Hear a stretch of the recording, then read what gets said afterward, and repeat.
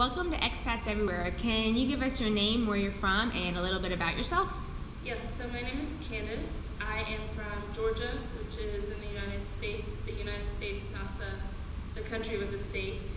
And a little about myself, I am a teacher. I've been teaching for a few years now, and I haven't done too much international traveling. The place I live now is only the second country I've ever been to outside of the United States. All right, so where are you living now? Right now, I'm living in Singapore. And this is the first country besides the United States that you've lived in? Yes, yes. Where was the other country that you traveled to? The other country I visited was Uganda, and I was there just for a week or so. All right, so what is it like working in Singapore? Singapore so far has been a great place to work. It's a very westernized country, so it's got a lot of the same requirements and conditions that I think you would have working in probably Europe or the United States or any other westernized country.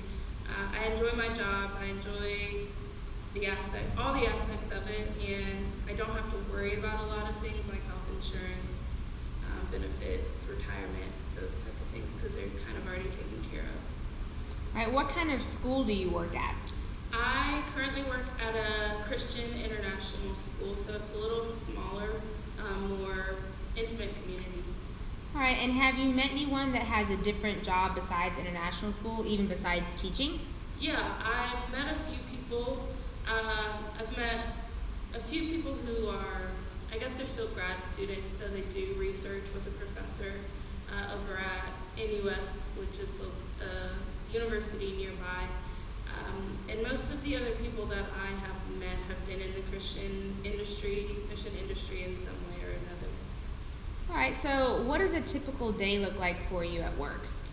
For me, a typical day here looks pretty much like a typical day that I had teaching in the U.S.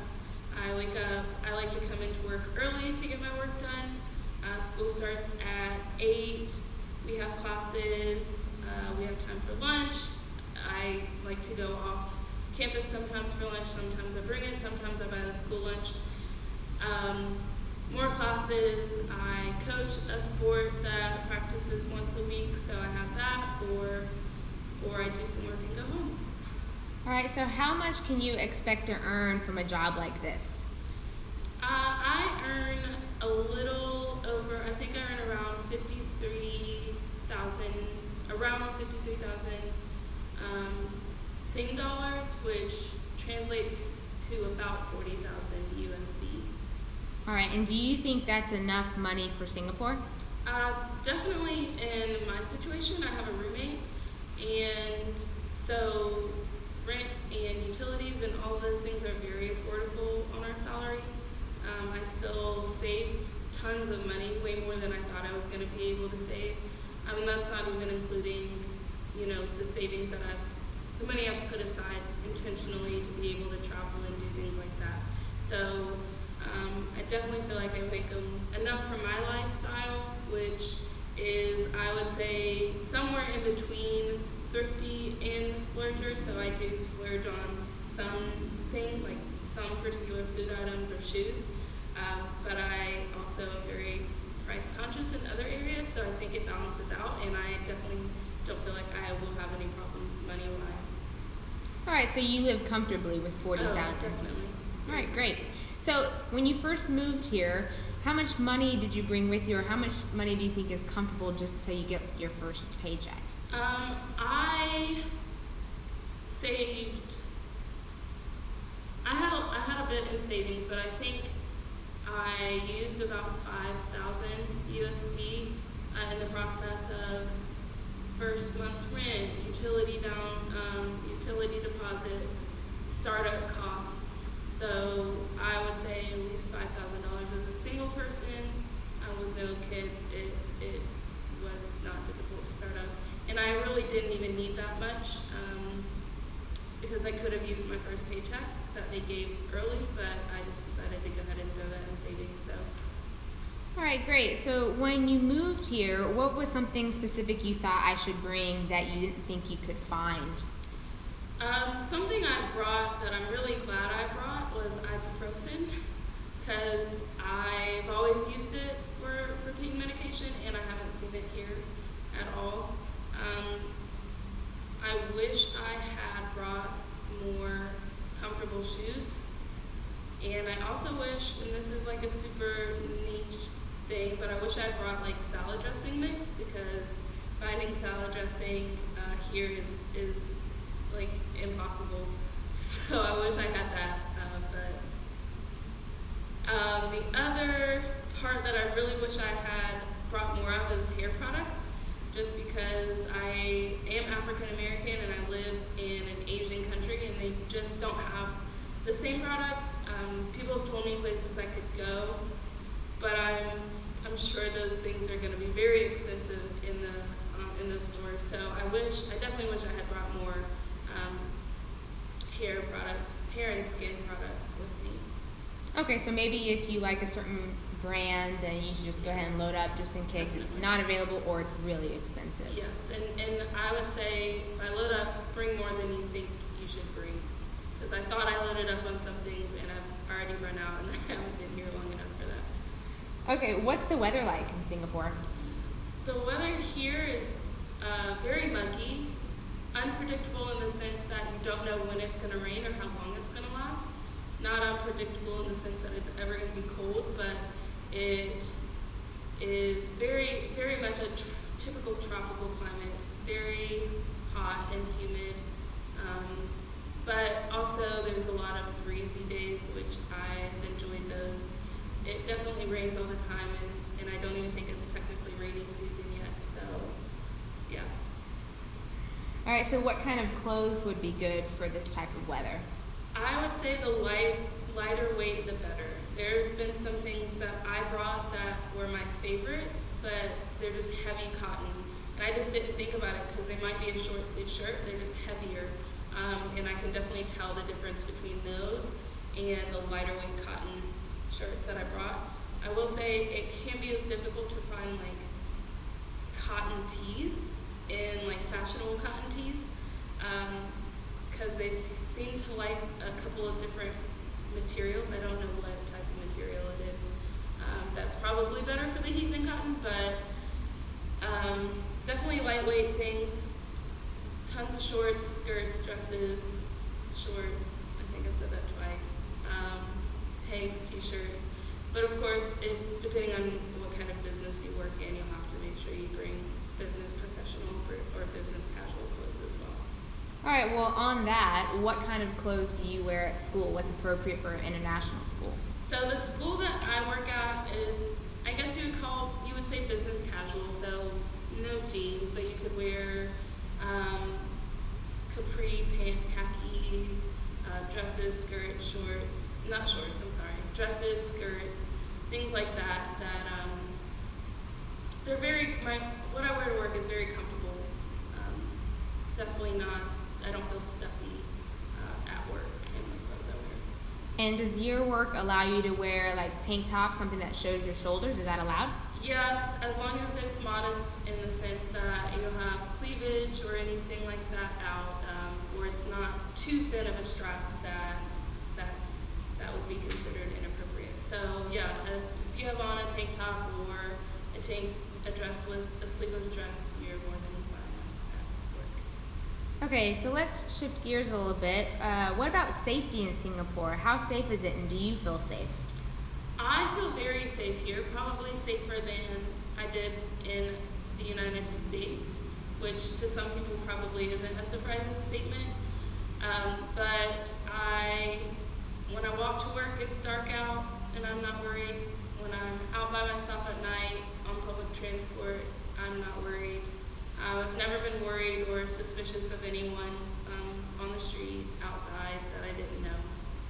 So I definitely feel very safe here. All right, how do you meet people? That one is something that, of course, is a work in progress for me, but I have found a couple of ways to meet people.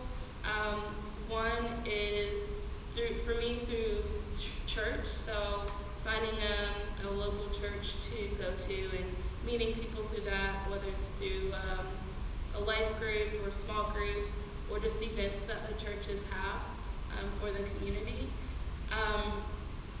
Also, I think if you are an active person, it can be very easy to meet people.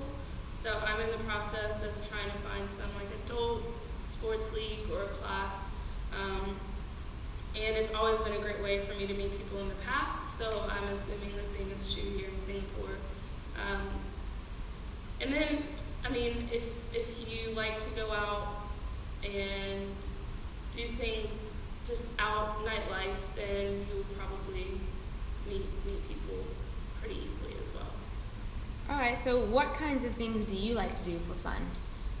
So far here, I have really enjoyed just seeing all the local sites. So there's a lot of cool like attractions that they have in Singapore. Sentosa Island that has a lot of different things you can do because there's theme parks, as well as beaches and just everything in between. There's like an indoor skydiving place. So anything new is something I enjoy doing. I also look forward to the travels, like local traveling around the countries that are nearby, like Malaysia and Indonesia, that are really, really easy to get to and actually doesn't take long at all. Okay, so you're talking about traveling to Malaysia and Indonesia. So you think that Singapore is a good travel hub? Oh, definitely. That was one of the things that attracted me to Singapore because I started looking at how much plane tickets to other places in Asia cost from Singapore. And I think I can get to everywhere that I really thought of going in this area for definitely under $400. And that's really good coming from the United States, where it could take more money than that to get to the other side of the country. So looking at like going to Malaysia, you can take a taxi, you can take a bus, you can get a room for a night for less than, you can spend less than $200 in the whole weekend for a place to stay and to get there and back. So it's definitely super easy. My job is sending us to Hong Kong for a conference, and the plane ticket to get there was pretty inexpensive, and the rooms as well. So I think it's a great place if you want to see the rest of Asia, for sure. All right, great. So lastly, what are some pros and cons about living in Singapore? I would say a pro is the